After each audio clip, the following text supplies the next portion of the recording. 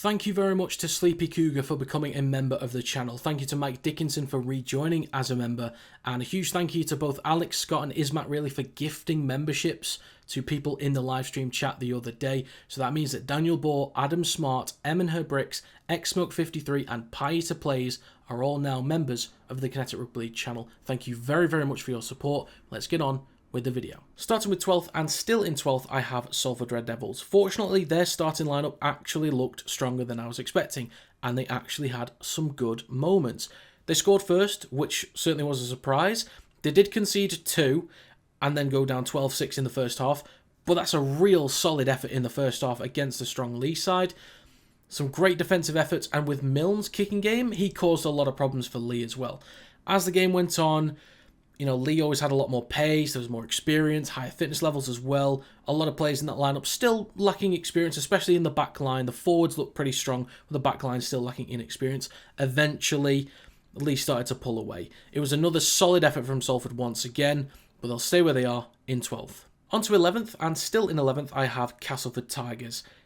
They at least put up the first points of the game, and kept Catalans scoreless for roughly 20 minutes or so, but the floodgates started to open up, especially in the second half. Now, obviously, it was a very weak attacking performance, but defensively, all of their tries were conceded against their right edge defence, and I believe there are a few more opportunities that Catalans could have had as well.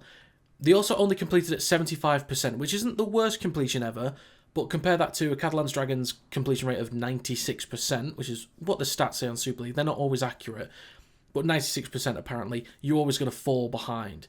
They actually had nearly double the play the balls than Catalans inside the red zone, but they had 15 errors and 47 missed tackles. I don't see anything else changing now for them, even to make the last few games something to be proud of for the fans. Maybe with a new head coach next season, a few more inclusions into the squad, maybe they can start off better and do something better later in the season. But for now, Castleford Tigers will stay in 11th. On to 10th, and moving down one this week, I have Warrington Wolves.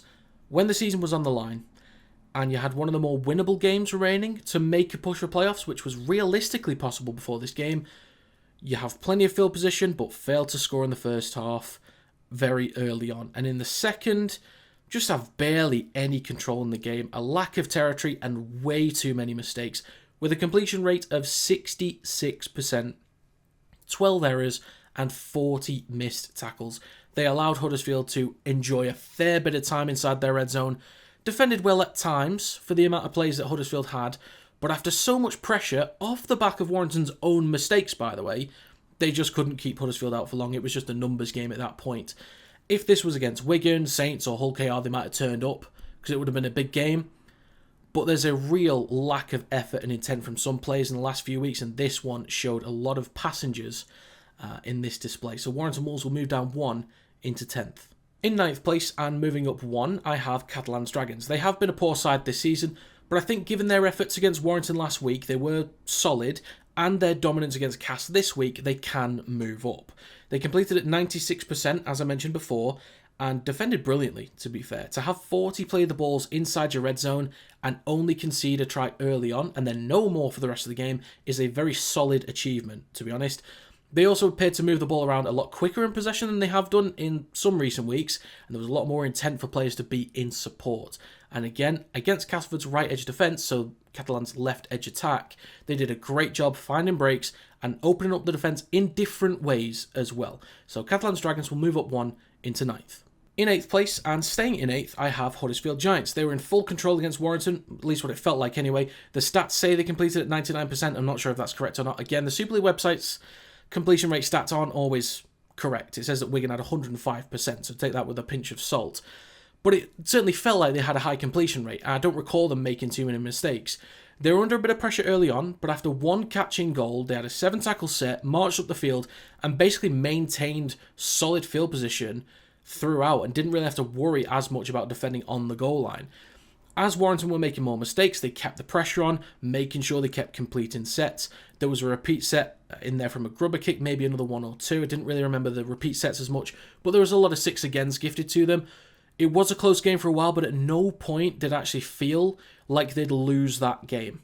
So Huddersfield Giants will stay in 8th. In 7th, and still in 7th, I have Wakefield Trinity. They did move down last week due to the great performance from Hull FC, But after their display against Wigan, I think they've confirmed that 7th spot now. Now, the first thing to get out of the way is that Wigan were given a lot of penalties. People in my chat during the live stream believed a lot were unwarranted. Some would have been earned.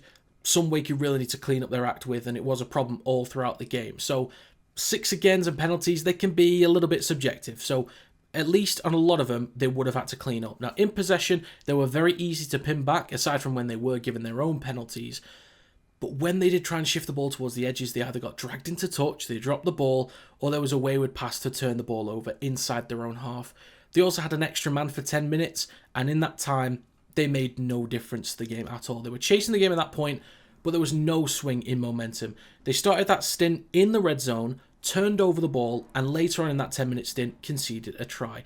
I expected a lot better from Wakey this week, but just because that gap to 8th place is so massive, they will be comfortably in 7th, so Wakefield will stay in 7th. In 6th, and still in 6th, I have Hull FC. Apparently they completed at 90%, which I didn't realise at the time, but you could actually tell that they were second best from pretty much the start of the game against Saints, and it never really felt like they were starting to get on top of Saints at any point, really. They had some good territory, and created a few chances against a very good defensive side, but never really changed the game. I didn't really understand the decision to put Cust on the bench and start wrapping it in the halves. That made no sense to me. You take away one of your most threatening offensive players to replace him with someone who's not a standoff, and you then use Cust as a hooker.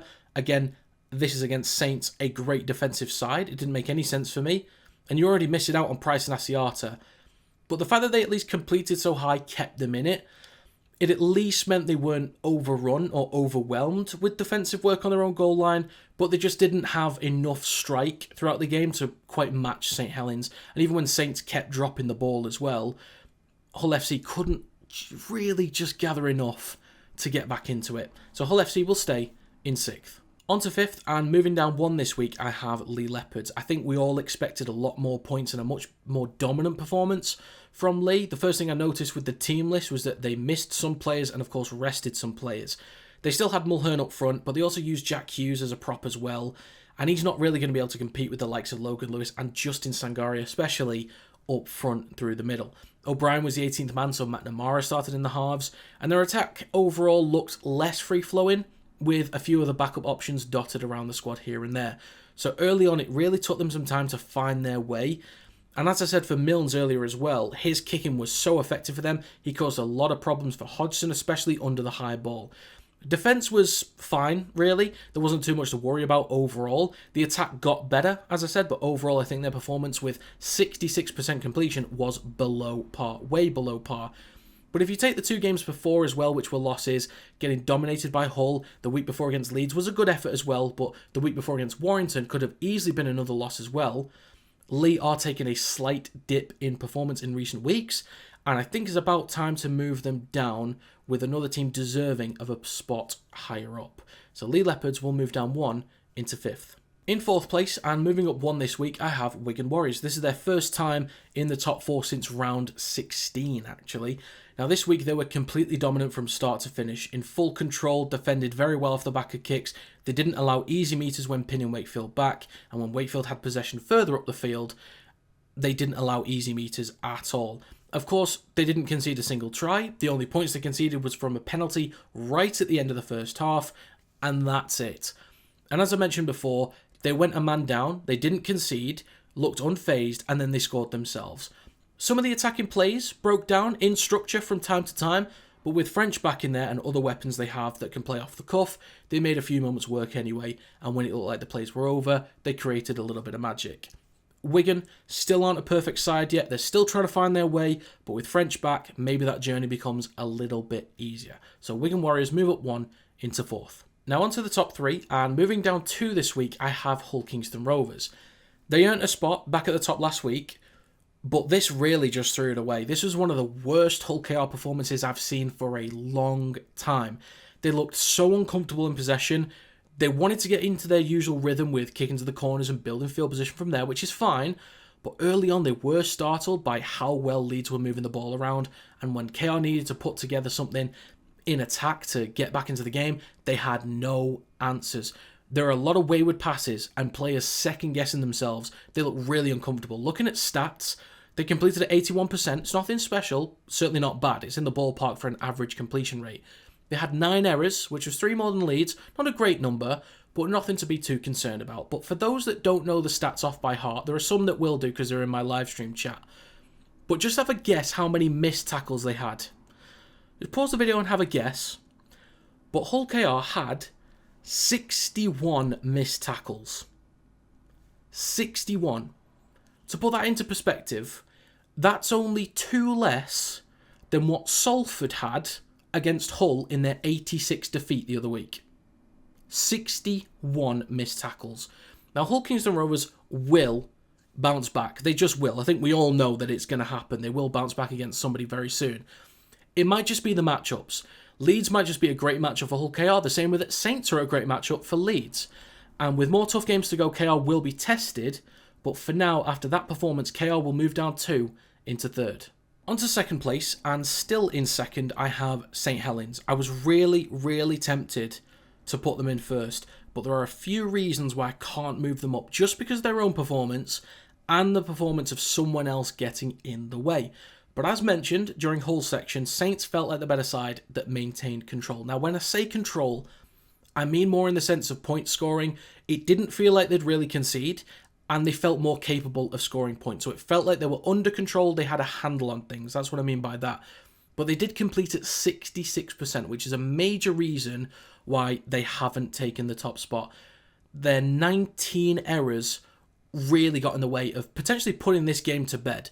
But as always, with St Helens, their defence was outstanding. They slowed down the ruck just enough. Maybe some more penalties could have been called, but they still slowed down the ruck just enough to really keep things under control in the midfield as well. They defended well through the middle, and when Hull started to throw the ball around more when they were fighting back, Saints stayed composed and defended brilliantly. Offensively, not perfect yet, but they're still improving. They are getting there. They're looking more and more dangerous, and they took their chances when they needed to, but they're certainly looking more capable of creating chances in the first place. So St Helens are clearly one of the strongest sides in the comp right now, and you'll hear why I have to put another team above them in a second, but for now, St Helens stay where they are in 2nd. So that means, in 1st place, for the first time this season, I have Leeds Rhinos. Let's go into their recent performances. We'll start 5 weeks back and we'll move forward. So 5 weeks ago, they played a Salford side in real trouble. Salford still had a lot of Super League level players available for that game, but there's not too much to read into it. They still got the job done fairly cleanly, though. The following week, they lost by 1 point to Wakefield, in a game that I do think they were the better side in. Then they took on a very strong Leigh side, went down early and fought back to take control and win the game. And then, in back-to-back weeks, they have put in 2 of the most dominant displays I've seen from a team all season.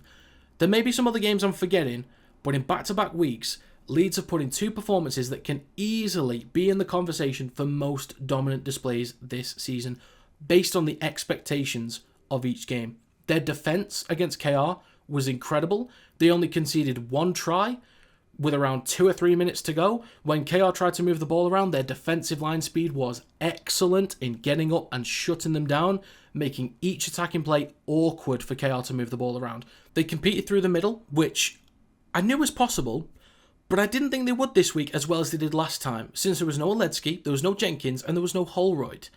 But both Palacia and Cassell did such a great job up front.